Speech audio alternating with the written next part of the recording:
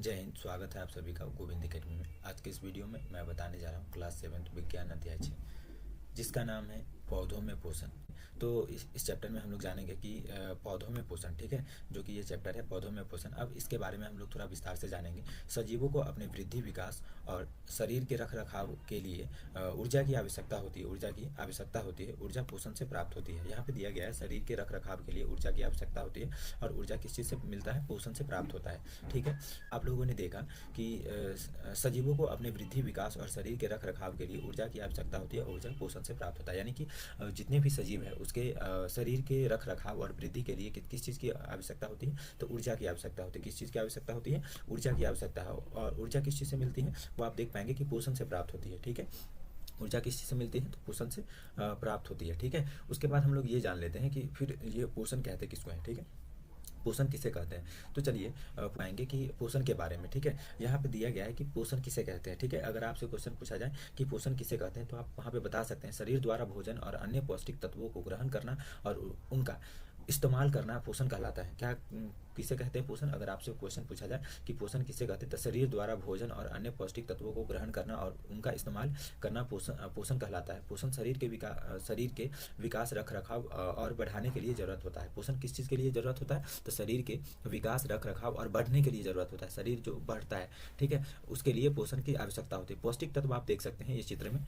यहाँ पे आप देख सकते हैं कि पौष्टिक तत्व के बारे में जो कि चित्र में दिया हुआ है, बहुत सारे पौष्टिक तत्व हैं। ये आप देख सकते हैं पौष्टिक तत्व है, ठीक है, जो कि फल, सब्जी और जो हम लोग भोजन करते हैं वो सभी पौष्टिक तत्व के अंदर में ही आते हैं, ठीक है। तो हमें आशा करते हैं कि ये जो है ना पोषण, वो आपको समझ में आया होगा कि पोषण किसे कहते हैं। शरीर द्वारा भोजन और अन्य पौष्टिक तत्वों को ग्रहण करना और उनका इस्तेमाल करना पोषण कहलाता है। पोषण शरीर के विकास, रख रखाव, बढ़ने के लिए जरूरत होता है, ठीक है। तो पोषण आपको समझ में आ गया। इसके बाद हम लोग आगे चर्चा कर लेते हैं पोषण के बाद आप देख पाएंगे कि जीवों के बनावट, स्वभाव और निवास स्थान के अलग अलग होते हैं। यानी कि जीवों के बनावट, स्वभाव और निवास स्थान अलग अलग होते हैं। प्रत्येक जीव का जो निवास स्थान होता है और उसका बनावट जो होता है, जैसे मनुष्य का शरीर अलग प्रकार का होता है, ठीक है। वहीं पे शेर का शरीर जो है वो अलग प्रकार का होता है, ठीक है। इसके भोजन भी अलग अलग होते हैं। जीव अपना भोजन पौधों से प्राप्त करता है, जबकि पौधा अपना भोजन स्वयं करते हैं, ठीक है। यहाँ पे आप देख पाएंगे, यहाँ पे ये बताया जा रहा है कि जीव जो है वो पौधे पर निर्भर है, लेकिन पौधों जो है वो खुद पर निर्भर है, यानी कि वो खुद से अपना भोजन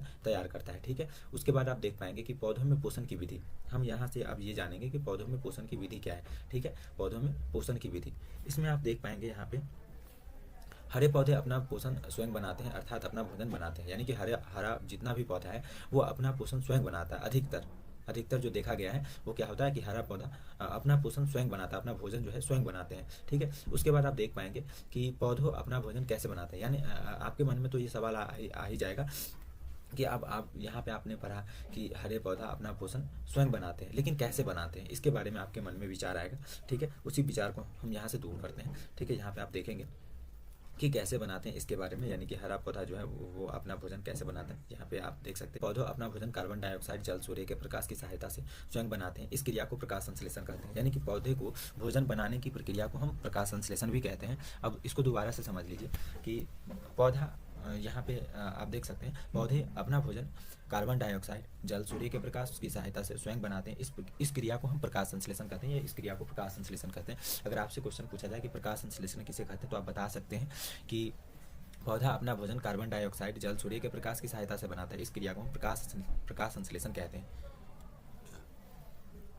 या इसको शॉर्ट फॉर्म में आप ये भी कह सकते हैं प्रकाश संश्लेषण पौधों में भोजन बनाने की प्रक्रिया है। यानी कि प्रकाश संश्लेषण क्या है? पौधों में भोजन बनाने की प्रक्रिया है। अब ये किस प्रकार से होता है इसके बारे में हम थोड़ा विस्तार से जानेंगे। आप देख पाएंगे कि पौधों में जो भोजन बनाने की प्रक्रिया है वो आपको इस चित्र में आपको दिख रहा है, ठीक है। यहाँ पे आप देख पाएंगे कि ये जो चित्र है ये जल हो गया है, सूर्य का प्रकाश ईंधन का काम करता है, और CO2 ये जो गैस हो गया, ठीक है, और खनिज लवण, ये सभी प्रकाश संश्लेषण के लिए अनिवार्य चीज़ है। इसके बिना प्रकाश संश्लेषण नहीं हो पाएगा, ठीक है। तो अब यहाँ पे देखेंगे प्रकाश संश्लेषण के लिए क्लोरोफिल, सूर्य का प्रकाश अनिवार्य है। प्रकाश संश्लेषण के फलस्वरूप कार्बोहाइड्रेट और ऑक्सीजन बनता है। यानी कि प्रकाश संश्लेषण के प्रकाश संश्लेषण के जो फलस्वरूप बनता है वो कार्बोहाइड्रेट और ऑक्सीजन बनता है, ठीक है। ये जो प्रकाश संश्लेषण होता है, ठीक है, इसका जो रासायनिक सूत्र होता है, ठीक है, किस प्रकार से होता है इसको एक समीकरण के माध्यम से हम समझेंगे, ठीक है। आप लोग इसको थोड़ा सा समीकरण के माध्यम से समझ लो तो वो ज़्यादा बेटर रहेगा, ठीक है। अब ये जो यहाँ पे आप देखेंगे यहाँ पे देख पाएंगे आप कि प्रकाश संश्लेषण का जो रासायनिक समीकरण है, ठीक है, जैसे गणित में आप लोग समीकरण पढ़ते होंगे उसी प्रकार से जो ये जो है ना रासायनिक समीकरण यानी कि रसायन में भी समीकरण होता है, ठीक है। यहाँ पे प्रकाश संश्लेषण का जो अगर आपसे पूछा जाए कि सूत्र लिखो या समीकरण लिखो तो आप इस प्रकार से लिख सकते हैं। कार्बन डाइऑक्साइड जिसको CO2 के नाम से जानते हैं, इसका शॉर्ट नेम CO2 है, और जल जिसका शॉर्ट नेम है H2O, ठीक है, जो कि सूर्य का प्रकाश और क्लोरोफिल, यहाँ पे आप देख पाएंगे सूर्य का प्रकाश और ये पत्ता जो है इसमें क्लोरोफिल होता है, इस दोनों के माध्यम से कार्बोहाइड्रेट और ऑक्सीजन बनता है। कार्बोहाइड्रेट का जो रासायनिक सूत्र है C6H12O6 है और ऑक्सीजन का O2 है। यानी कि ये टोटल, यानी कि यहाँ पे आप जो टोटल देख रहे हैं, यहाँ पे आप देख रहे हैं कि प्रकाश संश्लेषण का जो सूत्र है, रासायनिक समीकरण है, ये है, और आप साइड में इसको लिख भी सकते हैं और इसको याद भी कर सकते हैं, ठीक है। अगर आपसे पूछा जाए कि प्रकाश संश्लेषण का जो समीकरण है वो आप लिखें तो आप ये लिख सकते हैं, इस प्रकार से रासायनिक समीकरण है, ठीक है। कार्बन डाइऑक्साइड CO2 जिसको नाम से, और जल ये दोनों मिलकर सूर्य के प्रकाश और क्लोरोफिल की सहायता से कार्बोहाइड्रेट और ऑक्सीजन बनाता है। जो कि अब हम लोग ये जानेंगे कि ये जो कार्बोहाइड्रेट और ऑक्सीजन मिलता है ये इसका क्या होता है, ठीक है। समीकरण है वो तो आप देख लिए, प्रकाश संश्लेषण का समीकरण आप देख लिए हैं। उसके बाद हम लोग ये जान लेते हैं, यहाँ पे आप देख पाएंगे कि ये जो प्रकाश संश्लेषण जो कार्बोहाइड्रेट बनता है और ऑक्सीजन बनता है उसका क्या यूज है, वो कहाँ पे क्या होता है, उसके बारे में यहाँ पे आप देख पाएंगे, ठीक है। यहाँ पे दिया गया है कि प्रकाश संश्लेषण द्वारा बने कार्बोहाइड्रेट कोशिकाओं द्वारा उपयोग होता है, यानी किसके द्वारा उपयोग होता है, तो कोशिकाओं द्वारा उपयोग होता है। अन्यथा मंड स्टार्च के रूप में, यहाँ पे देखेंगे मंड स्टार्च के रूप में जमा हो जाता है, और कुछ कार्बोहाइड्रेट वसा और प्रोटीन के संश्लेषण में भी काम आता है, यानी कि कुछ कार्बोहाइड्रेट जो है वसा और प्रोटीन के संश्लेषण में काम आता है। उसके बाद यहाँ पे दिया गया ऑक्सीजन वातावरण में चला जाता है, यानी कि ये यहाँ पे ये जो कार्बोहाइड्रेट बनता है वो क्या होता है कि कार्बोहाइड्रेट कोशिकाओं के द्वारा या मंड स्टार्च के रूप में जमा हो जाता है। कुछ कार्बोहाइड्रेट जो है वो वसा प्रोटीन के संश्लेषण में भी काम आता है, यानी कि वसा और प्रोटीन के संश्लेषण में काम आता है, और ये ऑक्सीजन जो है वो वातावरण में चला जाता है, ठीक है। उसके बाद आप देखेंगे ये जो हमने पढ़ा है, ठीक है, इसको थोड़ा सा तालिका से समझ लेते हैं, ठीक है। तालिका से समझेंगे तो थोड़ा और अच्छे से समझेंगे। देखिए आपके मन में आ रहा होगा कि ये जो जल है या सूर्य का प्रकाश है ये इसका क्या माध्यम क्या है, तो थोड़ा सा तालिका में आप देखेंगे यहाँ पे, ये देखिए कच्ची सामग्री, यानी कि किसी भी चीज़ को, जैसे हम भोजन बनाते हैं या आप लोग भोजन बनाते होंगे, ठीक है, तो वहाँ पे कच्ची सामग्री होंगे ना कुछ, तो उसके बारे में, तो वैसे ही जैसे ये पौधा भोजन बनाता है तो उसका भी कुछ कच्ची सामग्री उसका स्रोत है, ठीक है। चलिए, तो ये यहाँ पे आप देख पाएंगे कि जल एवं खनिज लवण जो है ये क्या होता है, ये कच्ची सामग्री है, ठीक है, यानी कि भोजन बनाने के लिए जल और खनिज लवण एक कच्ची सामग्री है। ये कहाँ से मिलता है, इसका स्रोत क्या है, तो यहाँ पे ये दिया गया है कि मिट्टी से मिलता है, ठीक है। अब इसका माध्यम, यानी कि मिट्टी से तो मिलता है लेकिन कैसे मिलता है, कैसे वो लेते हैं पौधा, ठीक है, तो यहाँ पर दिया गया जड़ों द्वारा मिट्टी से अवशोषित तथा तना शाखाओं के माध्यम से पत्ती तक पहुंच जाता है, यानी कि जड़ द्वारा मिट्टी से अवशोषित तथा तना शाखाओं के माध्यम से पहुंचता है, यानी कि जड़ द्वारा अवशोषित करता है और तना और शाखाओं के माध्यम से पत्ती तक पहुंचता है, क्या चीज, जल और खनिज लवण, ठीक है। उसके बाद यहाँ पे आप देखेंगे कार्बन डाइऑक्साइड, कच्ची सामग्री क्या है, कार्बन डाइऑक्साइड। अब ये कहाँ से मिलता है, तो वायुमंडल से मिलता है। कहाँ से मिलता है, वायुमंडल से मिलता है। वायुमंडल से मिलता है तो देखिए कैसे मिलता है, इसका माध्यम क्या है, पत्तियों पर स्थित क्या है, सूक्ष्म रद्र स्टोमेटा द्वारा ये क्या होता है कि यानी कि पौधों को प्राप्त होता है, ठीक है। यानी पत्ती के अंदर क्या होता है कि सूक्ष्म रद्र स्टोमेटा होता है, इसके माध्यम से कार्बन डाइऑक्साइड पौधों को प्राप्त होता है, पत्तियों को प्राप्त होता है, तब ये भोजन बना पाता है, ठीक है। उसके बाद आप देखेंगे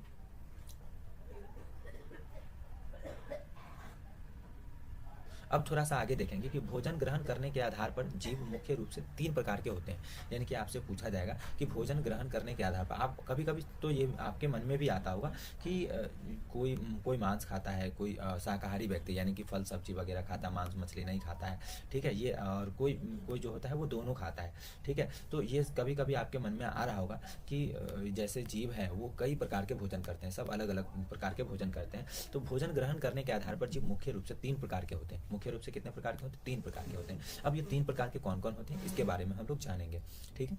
अब देखिए यहाँ पे आप देख पाएंगे कि जीव जो है मुख्य रूप से 3 प्रकार के तो होते हैं, लेकिन यहाँ पे आप देखेंगे कि 3 प्रकार के जो है वो पहला प्रकार होते हैं वो शाकाहारी होते हैं, ठीक है, दूसरा जो है वो मांसाहारी होते हैं, और तीसरा जो है वो सर्वाहारी होते हैं। अब ये तीनों प्रकार तो आपको समझ में आ गया होगा, ये जो तीनों प्रकार है, ठीक है। तीन प्रकार के हैं। अब पहले हम लोग ये जान लेते हैं कि शाकाहारी कहते किसको है, शाकाहारी कहते किसको है। तो यहाँ पे आप देखेंगे शाकाहारी जीव पौधों पर निर्भर होता है, यानी कि जो भी शाकाहारी जीव है वो पौधों पर निर्भर होता है, ठीक है, वो खुद से भोजन नहीं बनाते हैं। तो अब इसके थोड़ा सा डिटेल में हम लोग जानेंगे। जो जंतु केवल पौधों और पादप उत्पाद खाते हैं उन्हें शाकाहारी कहते हैं। जो जंतु केवल पौधों और पादप उत्पाद खाते हैं उसे शाकाहारी कहते हैं, ठीक है, शाकाहारी जीव कहते हैं। इसको आप ऐसे इस प्रकार से कह सकते हैं। जैसे आप एग्जाम्पल के तौर पर आप देखेंगे कि बकरी हो गया, हिरन हो गया, गाय हो गया, ये सब प्योर शाकाहारी जंतु है। वो आप कैसे आप जानेंगे, देखिए ये लोग क्या होता है कि पौधों वगैरह खाते हैं, ठीक है, ये लोग मांस का जो सेवन है वो नहीं करते हैं, ठीक है। हिरन हो गया, ये भी शाखा पत्ती ये सब खाते हैं। गाय हो गया चारा खाते हैं, चारा यानी कि भूसा हो गया, ये मतलब पौधा हो गया, घास हो गया, ये सब खाते हैं, ठीक है। तो ये शाकाहारी जंतु हो गया। शाकाहारी जंतु का पिक्चर भी आप देख सकते हैं, इस प्रकार से है, ठीक है।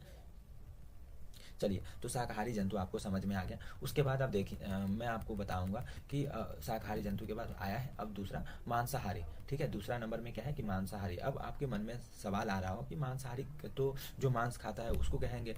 बिल्कुल आप सही सोच रहे होंगे, जो मांस खाता है, ठीक है, जिसका भोजन ही मांस होता है, मांस खाना होता है, किसी दूसरे जीव का खाना होता है, तो उसे हम क्या कहते हैं, मांसाहारी। यहाँ पे दिया गया है मांसाहारी जीव दूसरे जीवों पर निर्भर होते हैं, यानी कि मांसाहारी जीव खुद का भोजन नहीं बनाते हैं, वो किसी दूसरे जीव पर निर्भर होते हैं, ठीक है। अब कैसे निर्भर होते हैं थोड़ा सा इसके बारे में हम लोग डिटेल से जान लेते हैं। वे जीव जो दूसरे जीवों का मांस खाते हैं या उसे मांसाहारी जीव कहते हैं, ठीक है। यहाँ पे दिया गया वे जीव जो दूसरे जीव को या मांस खाते हैं उसे मांसाहारी कहते हैं। यानी कहने का अर्थ ये हुआ, वे जीव जो दूसरे जीव को खाते हैं या मांस खाते हैं, दूसरे जीव का मांस खाते हैं, उसे मांसाहारी कहते हैं। जैसे एग्जाम्पल के तौर पे आप देख सकते हैं यहाँ पे कि बाघ, शेर, चीता इत्यादि, ये सभी क्या है कि खुद का भोजन नहीं बनाता है, ये किसी दूसरे जीव पर निर्भर होता है, किसी दूसरे जीव को खाता है, तब इनका पोषण होता है, ठीक है। तो मांसाहारी जीव में आप देख सकते हैं, ये हो गया बाघ हो गया, या यहाँ पे आप देखेंगे चीता हो गया, ये हो गया शेर हो गया, ये सभी क्या है दूसरे जीव पर निर्भर होता है, ठीक है। तो ये आपका हो गया मांसाहारी भी क्लियर हो गया। हमें उम्मीद है कि आपको समझ में आया होगा। अगर आपको यह वीडियो अच्छा लग रहा होगा तो प्लीज़ वीडियो को लाइक कीजिएगा, और आपको किसी भी प्रकार का इशू हो तो आप इस वीडियो के नीचे कॉमेंट कर सकते हैं, हम आपको पूरी सहायता करेंगे समझाने की, ठीक है। तीसरा में आप देखेंगे, तीसरा जो है, तीसरा में है कि सार्वहारी किसे कहते हैं, ठीक है। यहाँ पे आप देखेंगे सार्वहारी किसे कहते हैं, जो पौधों और जंतुओं दोनों पर निर्भर रहता है उसे सार्वहारी कहते हैं। वे जीव या वे जंतु जो पौधे और जंतु दोनों पर निर्भर होते हैं उसे क्या कहते हैं, सार्वहारी कहते हैं। कहने का अर्थ यह हुआ कि जो जीव पौधों को भी खाते हैं, पौधों को भी भोजन के रूप में लेते हैं, और जीव को भी भोजन के रूप में लेते हैं। जैसे मनुष्य हो गया, मनुष्य क्या होता है आप देखे होंगे, बहुत सारे जो आदमी हैं, बहुत सारे जो मनुष्य हैं वो क्या करते हैं, शाकाहारी होते हैं, प्योर, जो मतलब मांस मछली को हाथ तक नहीं लगाते हैं, जो नहीं खाते हैं उसे हम शाकाहारी कहते हैं। लेकिन क्या होता है, मनुष्य जो है वो मांस मछली भी खाते हैं। आप देखेंगे कई मनुष्य जो है वो मांस मछली खाते हैं, दाल रोटी भी खाते हैं। तो ये जो दो प्रकार के भोजन करते हैं, यानी शाकाहारी और मांसाहारी दोनों करते हैं, उसे हम सार्वहारी कहते हैं, ठीक है। और जैसे कुत्ता हो गया, आप कुत्ता को देखेंगे बिस्किट वगैरह, चारा वगैरह भी खाता है और मांस भी खा लेता है। बिल्ली हो गया, बिल्ली भी चारा वगैरह खा, दूध भी पीती है और वो चूहे को मार खा जाती है, ठीक है। तो वो ये सभी क्या है कि ये सार्वहारी जीव है, ठीक है, जो कि पौधों और जंतु दोनों पर निर्भर होते हैं। चलिए, तो हम आपसे उम्मीद करते हैं कि आपको ये जो जीव तीन प्रकार के होते हैं, ठीक है, अभी आपने सीखा कि जीव तीन प्रकार के होते हैं, शाकाहारी, मांसाहारी, ठीक है। जीव कितने प्रकार के होते हैं, वो तीन प्रकार के होते हैं। अभी आपने यहाँ पे जाना कि जीव तीन प्रकार के होते हैं, शाकाहारी, मांसाहारी और सार्वहारी। शाकाहारी किसे कहते हैं, तो जो जीव जंतुओं को जो जंतु केवल पौधे पादप उत्पाद जो खाते हैं उसे क्या कहते हैं, शाकाहारी कहते हैं। मांसाहारी किसे कहते हैं, तो मांसाहारी वो हो गया, यहाँ पे आप देखेंगे मांसाहारी किसे कहते हैं, तो जो वे जीव जो दूसरे जीव को या मांस को खाते हैं उसे क्या कहते हैं, मांसाहारी, जैसे शेर, चीता वगैरह हो गया। और तीसरा आपने पढ़ा है जो पौधों और जंतु दोनों पर निर्भर रहते हैं उसे सार्वहारी कहते हैं, यानी कि शाकाहारी और सार्वहारी, यानी कि दोनों मिक्स भोजन करते हैं, ठीक है। शाकाहारी भी करते हैं और मांसाहारी भी करते हैं, उसे हम सार्वहारी कहते हैं, ठीक है। अब थोड़ा सा आपको उसके आगे हम लोग चलेंगे, इस चैप्टर के आगे। इस चैप्टर के आगे है, आप देख पाएंगे कि ऊर्जा का मूल स्रोत सूर्य का प्रकाश है। ऊर्जा का मूल स्रोत क्या है, सूर्य का प्रकाश है। अब कैसे है इसके बारे में हम लोग थोड़ा सा समझ लेते हैं, ठीक है। यहाँ पे देखेंगे क्लोरोफिल, ठीक है। क्लोरोफिल, इसके बारे में इससे पहले थोड़ा सा आपने जाना, इसको अब हम लोग डिटेल में समझते हैं कि क्लोरोफिल क्या है। थोड़ा सा क्लोरोफिल एक हरा रंग क्लोरोफिल एक हरा रंग द्रव्य है जो पौधों, साइनोबैक्टीरिया और शैवाल में पाया जाता है। क्लोरोफिल कहाँ पाया जाता है? क्लोरोफिल हरा रंग है, यानी कि हरा रंग के द्रव्य में पाया जाता है, जो कि साइनोबैक्टीरिया और शैवाल में पाया जाता है। साइनोबैक्टीरिया और शैवाल में, यानी कि अगर आपसे पूछा जाए कि क्लोरोफिल कहाँ पाया जाता है, साइनोबैक्टीरिया और शैवाल में पाया जाता है। यह पौधों को हरा रंग देता है। यह पौधों को क्या करता है कि हरा रंग देता है। इससे आप ये समझ सकते हैं जो पौधा हरा रंग है, जो पौधा हरा है, ठीक है, उसमें क्लोरोफिल है ही, ठीक है। उसके बाद आप देखेंगे प्रकाश संश्लेषण की प्रक्रिया में प्रकाश ऊर्जा को पकड़ने में मदद करता है, यानी कि क्लोरोफिल जो है वो प्रकाश संश्लेषण की प्रक्रिया में क्या करता है कि प्रकाश को पकड़ने में मदद करता है, उसका रिसोर्स बनता है, ठीक है। क्लोरोफिल पौधों की कोशिकाओं में मौजूद क्लोरोप्लास्ट में पाया जाता है। क्लोरोफिल वहाँ पे तो दिया गया है कि क्लोरोफिल कहाँ पाया जाता है। अब इस थोड़ा सा और अंदर जाएंगे। क्लोरोफिल पौधों की कोशिकाओं में मौजूद क्लोरोप्लास्ट में पाया जाता है, यानी कि पौधों की कोशिकाओं में क्लोरोप्लास्ट जहाँ पे होता है वहाँ पे ये क्लोरोफिल पाया जाता है, ठीक है। अब यहाँ पे आप चित्र के माध्यम से आप देखेंगे, यहाँ पे थोड़ा सा, ठीक है, ये देखेंगे, ये पत्ता हो गया, ठीक है, यहाँ पे आप देख पाएंगे ये पत्ती होगी और इसके अंदर जो है क्लोरोफिल पाया जाता है, ठीक है। ये आप इस प्रकार से चित्र है और यहाँ पे आप देख सकते हैं कि किस प्रकार से क्लोरोफिल पाया जाता है, ठीक है। उसके बाद थोड़ा सा और चित्र के माध्यम से मैं आपको दिखा दूँ कि क्लोरोफिल कैसे पाया जाता है, ठीक है। ये आप देखेंगे कि क्लोरोफिल जो है ये पत्ती है, पत्ती के अंदर थोड़ा सा और इसको और डिटेल में जाना तो ये हो गया क्लोरोफिल, इस प्रकार से पाया जाता है पत्ती के अंदर, ठीक है। क्लोरोप्लास्ट में क्लोरोफिल पाया जाता है, ये आप चित्र के माध्यम से देख सकते हैं। उसके बाद हम लोग ये जान लेते हैं, ये तो आपको समझ में आया कि क्लोरोफिल के बारे में, ठीक है। इसके आगे भी कुछ है, ये देख लेते हैं, ठीक है। यहाँ पे आप देखेंगे कि ऑक्सीजन पेड़ पौधों के कारण ही संतुलित होता है, यानी कि आपको, आपके मन में तो सवाल आ रहा होगा, चाहे आप सोच भी रहे होंगे कि हम लोग जो सांस लेते हैं वो क्या चीज़ लेते हैं, तो ऑक्सीजन लेते हैं, और ऑक्सीजन किसके कारण वो क्या होता है कि संतुलित होता है, तो वो पेड़ पौधों के कारण।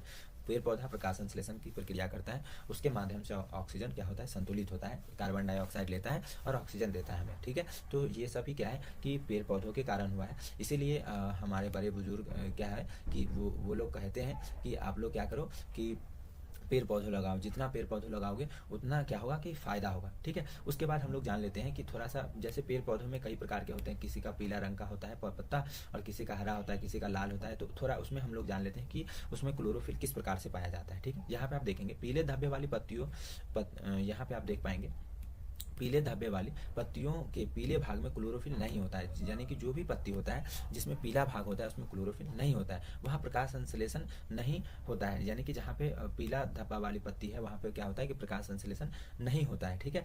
तो प्रकाश संश्लेषण होता कहाँ है और क्लोरोफिल कहाँ पाया जाता है? लाल भूरे रंग की पत्ती, हरा रंग छुपा रहता है, यानी कि लाल भूरे रंग में हरा रंग छुपा होता है, उसमें क्लोरोफिल होता है, और पौधों में कार्बोहाइड्रेट का संश्लेषण होता है, ठीक है। इसके कारण ही क्या होता है कि पौधों में कार्बोहाइड्रेट का संश्लेषण होता है, ठीक है। उसके बाद थोड़ा सा हम लोग आगे जानेंगे कि सूक्ष्म जीव गैसीय नाइट्रोजन और यौगिक पर परिवर्तित करते रहते हैं। सूक्ष्म जीव क्या होता है कि नाइट्रोजन और यौगिक पर परिवर्तित करते रहते हैं और पौधों द्वारा अवशोषित होता है। पौधों द्वारा क्या होता है? अवशोषित होता है। पौधे प्रोटीन वसा और संश्लेषण करते हैं, यानी कि पौधे प्रोटीन वसा का संश्लेषण करती है, ठीक है। उसके बाद थोड़ा सा आप लोग ये जानेंगे कि उर्वरक, ठीक है। ये नाम आप सुने होंगे कि उर्वरक के बारे में आप थोड़ा सा सुने होंगे इससे पहले, जैसे जो व्यक्ति गांव से वो तो जरूर सुने होंगे, ठीक है। तो उर्वरक में नाइट्रोजन पदार्थों की अधिकता होती है, यानी कि जो उपजाऊ उर्वरक मतलब जो उपजाऊ जमीन होता है ना, उसमें क्या होता है नाइट्रोजन पदार्थों की क्या होता है कि अधिकता होती है, ठीक है। अब इसके बाद जो है ना, आप लोगों ने सुना होगा कि परजीवी, ठीक है। अब परजीवी के बारे में हम लोग जान लेते हैं कि परजीवी किसे कहते हैं। इस चैप्टर में जो है ना परजीवी के बारे में भी दिया गया है, तो इसके बारे में थोड़ा सा हम लोग समझ लेते हैं कि परजीवी कहते किसको है। परजीवी से नाम से ही लग रहा है, परजीवी जो पौधा दूसरे पौधे पर निर्भर रहता है उसे परजीवी कहते हैं, यानी कि जो दूसरे पौधों पर निर्भर रहता है उसे क्या कहते हैं? परजीवी कहते हैं, ठीक है। यानी कि खुद पे निर्भर नहीं है, किसी दूसरे पर निर्भर, उसे क्या कहते हैं? परजीवी कहते हैं। उसके बाद आप देखेंगे कि परपोषी, ठीक है, परपोषी, यहाँ पे आप देख पाएंगे परपोषी। अब यहाँ पे क्या है कि परपोषी, ठीक है। तो परपोषी के बारे में हम लोग थोड़ा सा समझ लेते हैं कि जिस पौधों से अपना भोजन बनाते हैं उन्हें परपोषी कहते हैं। परपोषी यानी कि जिस पौधों से अपना भोजन बनाते हैं उन्हें परपोषी कहते हैं, ठीक है। तो थोड़ा सा समझ लेते हैं, कुछ ऐसे भी पौधे होते हैं जो जंतुओं को खाते हैं, ठीक है। जैसे घटपर्णी, जैसे क्या है कि घटपर्णी पौधों जो जंतुओं का सेवन करती है, जो घटपर्णी पौधा जो क्या होता है कि जंतुओं का सेवन करती है, ठीक है। अब उसके बाद थोड़ा सा और आगे देखेंगे, यह घड़े जैसी संरचना इसकी पत्ती को ही रूपांतरित रूप में जैसे घटपर्णी पौधा जो जंतुओं का सेवन करता है, जंतुओं का सेवन करती है, यह घटपर्णी जैसी संरचना इसकी पत्ती का रूपांतरित रूप है, इसका पत्ती का क्या है, रूपांतरित रूप है। उसके बाद हम लोग थोड़ा सा समझेंगे कि मृतजीवी पौधा किसे कहते हैं। मृतजीवी आपके मन में थोड़ा सा आता होगा और आप सुनते भी होंगे कि मृतजीवी पौधे किसे कहते हैं। कुछ ऐसे पौधे जिनमें ना तो क्लोरोफिल और न भोजन करने की व्यवस्था प्रणाली होती है, यानी कि ना ही क्लोरोफिल होता है और न ही भोजन करने की व्यवस्था प्रणाली होता है, ठीक है। ऐसे जैसे कि जो पौधे होते हैं जैसे कि कुकुरमुत्ता, गोबर छत्ता, ये अपना पोषण मृत या सड़ी गली, ये अपना भोजन जो है कहाँ से होता है, मृत या सड़ी गली वस्तुओं की सतह पर कुछ पाचन रसों का स्राव करते हैं, कुछ पाचन रसों का क्या करते हैं, वो स्राव करते हैं, जो पोषक तत्वों को विलय में बदल देते हैं, जो क्या करते हैं, पोषक तत्वों को विलय में बदल देते हैं। पोषक तत्व विलय के माध्यम से ग्रहण कर लिए जाते हैं, यानी कि पोषक तत्वों के माध्यम से क्या, यानी कि पोषक तत्व विलयन के माध्यम से ग्रहण कर लिए जाते हैं। इस प्रकार के पोषण को मृतजीवी पोषण कहते हैं। ऐसे पौधे को मृतजीवी पौधा कहते हैं। ऐसे पौधे को क्या कहते हैं, मृतजीवी पौधा कहते हैं। कहने का मतलब ये हुआ मृतजीवी पौधा हम उसे कहेंगे जिसमें क्लोरोफिल ना हो, भोजन करने की खुद की व्यवस्था प्रणाली ना हो, किसी दूसरे सड़ी गली चीज़ों से वो अपना भोजन स्राव प्राप्त करता हो, तो उसे हम क्या कहेंगे, मृतजीवी पौधा कहेंगे। उस तरह के पौधा को क्या कहेंगे, मृतजीवी पौधा कहेंगे, ठीक है। चलिए उसके बाद हम लोग जान लेते हैं कि कवक कहाँ उगते हैं। इसके बाद इस चैप्टर में दिया गया है कवक के बारे में, ठीक है। अब कवक क्या होता है इसके बारे में थोड़ा सा समझ लेते हैं, ठीक है। कवक के बारे में, ये कवक कहाँ उगता है, ठीक है, इससे क्या दिक्कत होता है, क्या परेशानी होती है, इसके बारे में हम लोग समझेंगे, ठीक है। तो कवक जहाँ नम एवं उष्ण होते हैं वहाँ उगते हैं, यानी कि जहाँ पे नमी होते हैं, जहाँ पे नम होते हैं, ठीक है, एवं उष्ण यानी कि गर्मी होती है, वहाँ पे क्या होता है कि कवक उग जाते हैं, ठीक है। कवक क्या होता है कि उग जाते हैं। इसके बाद कवक से होने वाली हानि, यानी कि कवक तो उग जाते हैं लेकिन इससे हानि क्या होता है, ठीक है। तो कवक के कारण क्या होता है, कवक के कारण चमड़े की वस्तुएं खराब हो जाते हैं, ठीक है। पौधों में रोग उत्पन्न होते हैं, पौधों में क्या होते हैं, रोग उत्पन्न होते हैं, जैसे झुलसा क्या है कि पौधों में झुलसा रोग हो जाता है, ठीक है। धान की पत्तियों में चित्तीदार होना, धान की पत्तियों में क्या होता है, चित्तीदार होना। शैवाल और कवक साथ रहते हैं। चलिए तो ये क्या होता है कि कवक से होने वाली परेशानी, ठीक है। यहाँ पे तो ये बताया गया कि कवक से क्या परेशानी क्या होता है, ठीक है। एक बार दोबारा से इसको समझिए, ठीक है। कवक के कारण ही चमड़े की वस्तुएं खराब होते हैं, पौधों में रोग उत्पन्न होते हैं, जैसे कि झुलसा रोग, धान की पत्ती, ठीक है, चित्तीदार होना, ये सभी क्या होता है, कवक के कारण होता है। इसके बाद थोड़ा सा आगे जान लेते हैं कि शैवाल और कवक के साथ रहते हैं। शैवाल किसके साथ रहते हैं, कवक के साथ रहते हैं। क्यों रहते हैं इसके बारे में थोड़ा सा हम लोग समझ लेते हैं। यहाँ पे आप देखेंगे शैवाल किसके साथ रहता है, कवक के साथ रहता है। आपस में आवास और पोषण बांटते हैं, यानी कि शैवाल और कवक जो है वो आपस में पोषण बांटते हैं। शैवाल में क्लोरोफिल होता है, अपना भोजन स्वयं बनाते हैं। कवक उससे पोषण प्राप्त करता है और कवक शैवाल को रहने की स्थान जल और पोषक तत्वों प्रदान करते हैं। कवक शैवाल को रहने का स्थान जल पोषक तत्व प्रदान करते हैं, ठीक है। उसके बाद प्रदान करता है। इस प्रकार के संबंध ही सहजीवी संबंध कहते हैं। इस प्रकार के संबंध को क्या कहते हैं, सहजीवी संबंध कहते हैं। दोबारा से समझेंगे। कवक के कारण ही चमड़े की वस्तुएं खराब होते हैं, पौधों में रोग उत्पन्न होते हैं, जैसे कि झुलसा रोग, धान की पत्तियों में चित्तीदार होना। शैवाल और कवक के साथ रहते हैं, आपस में आवास और पोषण बांटते हैं। शैवाल में क्लोरोफिल होता है, अपना भोजन स्वयं बनाते हैं। कवक उससे पोषण प्राप्त करता है। कवक शैवाल को रहने का स्थान और जल पोषक तत्व प्रदान करता है, ठीक है। इस प्रकार के संबंध को सहजीवी कहते हैं। और पौधे मिट्टी में खनिज, लवण, पोषक तत्वों को अवशोषित करता है, ठीक है। तो ये आपका जो पौधों में पोषण था, ये जो आपका चैप्टर था पौधों में पोषण, ये यहीं पे कंप्लीट होता है, ठीक है। ये यहाँ पे कंप्लीट हो जाता है। तो इस प्रकार से ये जो पौधों में पोषण था ये चैप्टर यहीं पे कंप्लीट होता है। अगर आपको इस वीडियो के अंदर में कोई ऐसा टॉपिक जो आपको समझ में नहीं आया तो इस वीडियो के नीचे आप कमेंट कर सकते हैं, हम आपको पूरी कोशिश करेंगे समझाने की। और इसके बाद हम ये जो चैप्टर है इसका प्रश्न उत्तर लाने वाले हैं, ठीक है। तो अगर आपको वीडियो अच्छा लगा हो तो प्लीज़ वीडियो को लाइक कीजिए, कमेंट कीजिए और आप अपने दोस्तों के साथ शेयर कीजिए। अगर पहली बार इस चैनल पर आए तो प्लीज़ चैनल को सब्सक्राइब कीजिए। जय हिंद। अब मिलते हैं अगले वीडियो में, धन्यवाद।